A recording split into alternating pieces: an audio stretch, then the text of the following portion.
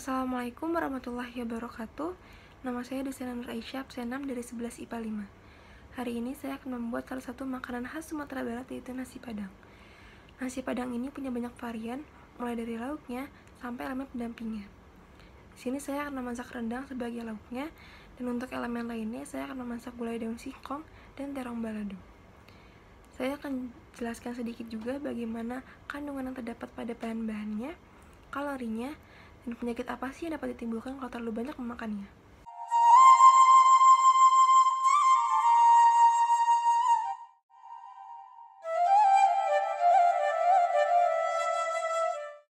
Bahan untuk rendang yang pertama ada 1 kg daging sapi. Untuk bumbunya ada 2 batang serai, 2,5 sendok teh kemiri, kapulaga, cengkeh, bunga lawang, dan kaldu sapi bubuk. Lalu ada pala bubuk, 100 gram cabai keriting, 100 gram cabai merah besar, 6 lembar daun salam, 2 lembar daun kunyit, 5 lembar daun jeruk, 100 gram bawang merah, 5 siung besar bawang putih, 3 ruas jahe, 1 ruas kunyit, dan 2 ruas besar lengkuas. Setelah itu ada 1 kg kentang kecil dan 1 liter santan encer, 1 liter santan kental. Dan untuk alatnya di sini ada blender, talenan dan pisau, dan yang terakhir ada wajan dan sutil.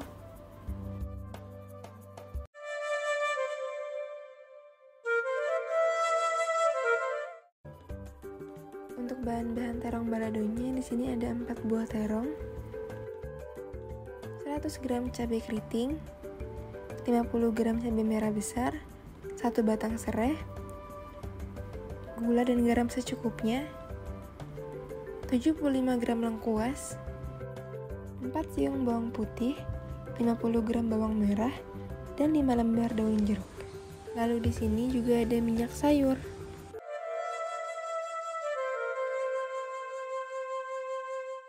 Langkah pertama dalam membuat rendangnya, di sini saya akan memotong terlebih dahulu bahan-bahan yang nantinya akan dimasukkan ke dalam blender untuk dihaluskan. Bahan-bahan yang dipotong di sini ada cabai merah besar, cabai keriting, bawang merah, bawang putih, dan jahe. Untuk potongannya tidak usah terlalu kecil, cukup 2-5 potongan saja.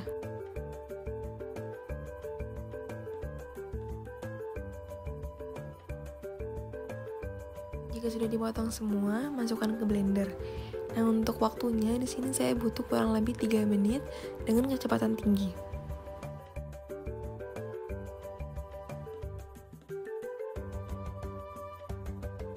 Ini adalah hasil bumbu yang sudah di blender tadi. Pastikan bumbunya halus dan tidak ada bahan yang masih kasar. Lalu tuangkan bumbu halusnya ke wajan yang nantinya akan digunakan untuk memasak rendang. Dan tambahkan bahan-bahan lain seperti daun kunyit, daun jeruk, daun salam, serai, dan lengkuas yang sudah digeprek. Lalu di sini saya aduk dengan api kecil sampai semua bahan yang tadi dan bumbu halus tercampur dengan rata. Masukkan daging ke wajan dan aduk hingga tercampur sampai warna daging dan bumbunya berubah.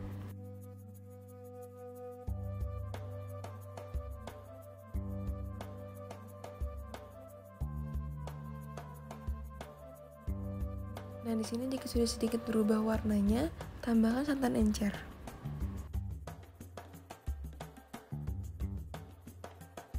Untuk tahap yang selanjutnya ini memang membutuhkan waktu cukup lama, sekitar 3-4 jam. Aduk terus sampai santannya yang tadi hampir habis dan dagingnya empuk.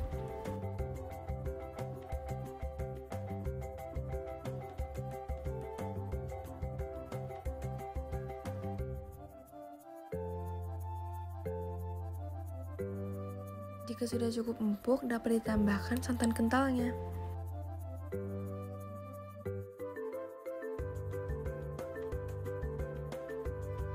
Setelah itu diaduk lagi selama 1 jam. ada fakta menarik nih, kalau misalnya warnanya masih terang dan masih ada kuahnya, itu namanya bukan rendang tapi kalio. Kalio biasanya disebut juga sebagai rendang setengah jadi.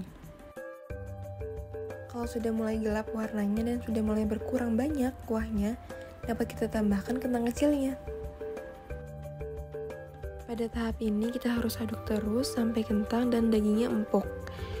Untuk waktu memasaknya, di sini saya membutuhkan kurang lebih 7 jam dari awal sampai akhir, sampai benar-benar menjadi rendang.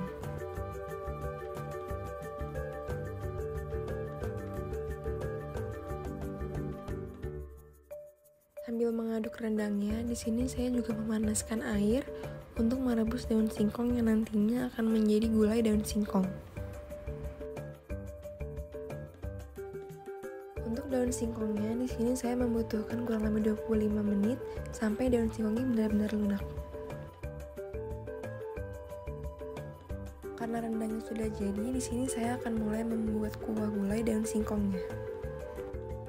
Untuk kuah gulainya, di sini saya mendidihkan sisa santan yang tadi kurang lebih 500 ml dan saya tambahkan daun jeruk dan serai. Selain itu, di sini juga saya tambahkan bumbu yang sudah saya buat untuk gulainya. Kuah gulainya itu sendiri harus beberapa kali diaduk agar santannya tidak pecah. Ketika sudah mendidih, di sini sudah saya tambahkan daun singkong yang sudah direbus tadi dan sudah saya potong-potong juga.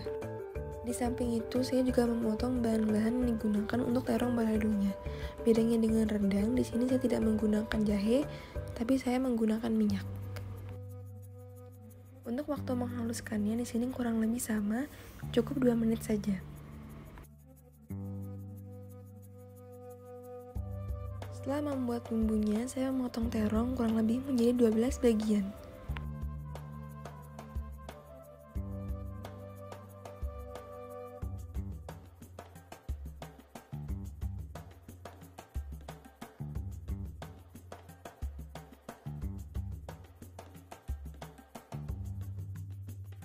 Untuk menggoreng terongnya, di sini cukup menggunakan teknik deep fry kurang lebih selama 7 menit.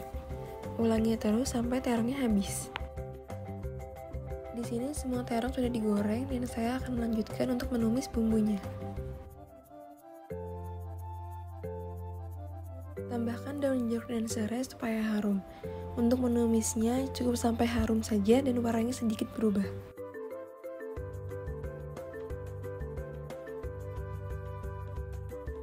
Setelah itu, masukkan terong yang sudah digoreng tadi dan tumis hingga minyaknya keluar. Ini dia hasil masing-masing masakannya.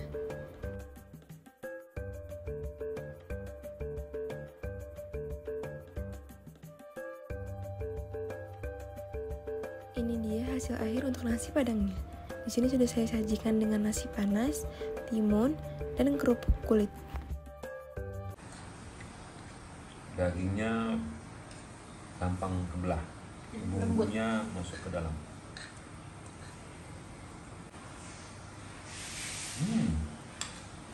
Terongnya ditaruh. Terong baladonya enak, Pedes. Mantap.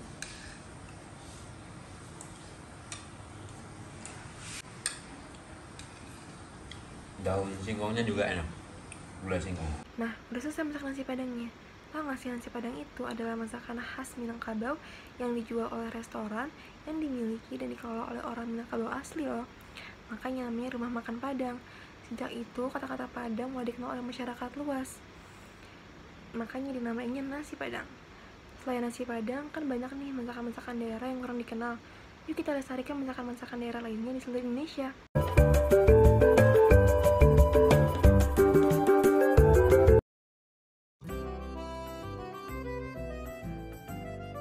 Kandungan zat yang pertama ada pada daging dan kentang kecil.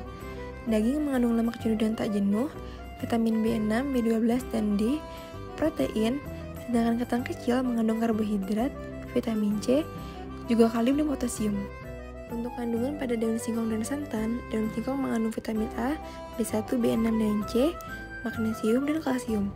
Sedangkan santan mengandung protein, kalium, dan lemak jenuh. Lalu di sini ada terong dan kerupuk kulit. Terong mengandung karbohidrat, fosfor, dan vitamin C juga K.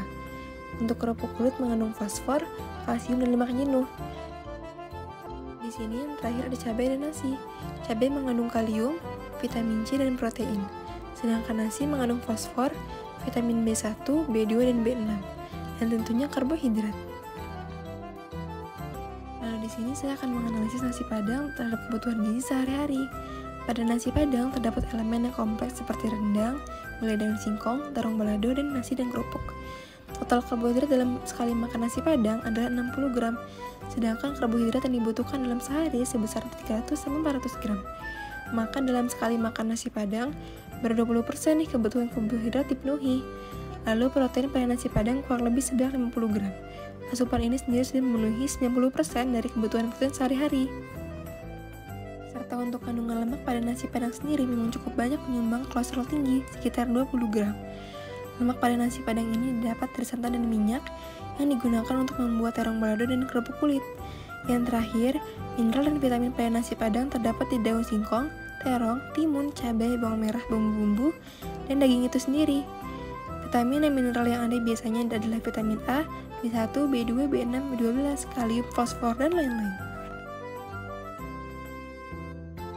Untuk perkiraan kalori satu porsi nasi Padang sebesar 638 kalori. Jumlah ini memang cukup banyak karena banyak juga makanan pendampingnya dan porsinya pun cukup besar. Yang terakhir, ada apa aja sih kemungkinan penyakit yang dapat terjadi jika kelebihan konsumsi nasi Padang? Yang pertama ada asam urat, stroke, diare, aterosklerosis, dan hipertensi. Penyakit seperti stroke, aterosklerosis biasanya disebabkan oleh penyumbatan pembuluh darah yang dikarenakan adanya plak menumpuk seperti kolesterol di pembuluh darah.